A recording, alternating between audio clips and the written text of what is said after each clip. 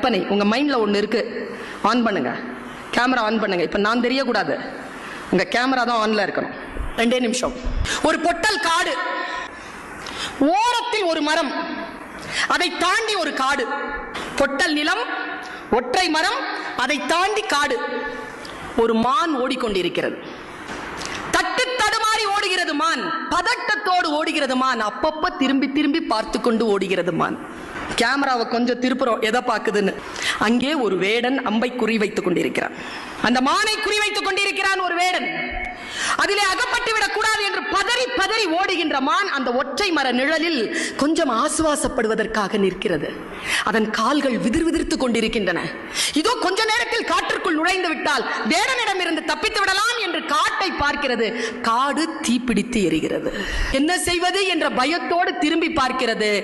அப்பொழுது காட்டிலிருந்து புறப்பட்டு வந்த ஒரு புலி மானை பார்த்து கொண்டு நிற்கிறது. என்ன செய்வது என்று தெரியாமல் இந்த பக்கம் போகலாம் என்று இடது பக்கம் திரும்பினால் எந்த மிருகத்திற்கும் பிடிக்காத வானத்தில் இருந்து பேர் இடி கேட்கிறது. அந்த வினாடியில் அது காலெல்லாம் நடுங்க யோசிக்கிறது. அதனால் அடுத்த அடி எடுத்து வைக்க முடியவில்லை. காரணம், அது பிரசவ வலியில் இருக்கிறது. இவ்வளவு சூழல். அப்பொழுது அது தன் ஆன்மாவிடம் பேசுகிறது. நான் என்ன செய்ய? ஆன்மா அதனிடத்தில் கேட்கிறது, ஏ மானே, திரும்பி வேடனிடத்தில் போய் அடிபட்டு சாக போகிறாயா? எரிகின்ற காட்டிலே போய் சாக போகிறாயா? அல்லது புலிக்கு இரையாக போகிறாயா?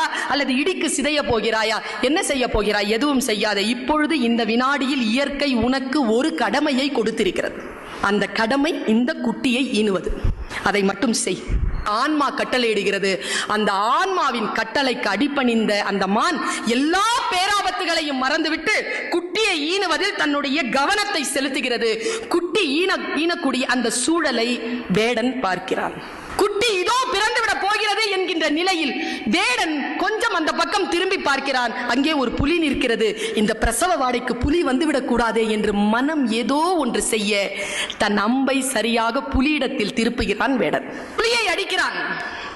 தன் மீது அம்பு பாய்ந்த போது தன்னை அடித்த வேடனை துரத்துகிறது புலி. 2 ஆபத்து காலி. இடி இடித்ததில்லையா? அந்த வினாடியில் பெரும் மழையாக பெய்து காட்டிலே இருக்கக்கூடிய தீ அடைகிறது. இது கதை.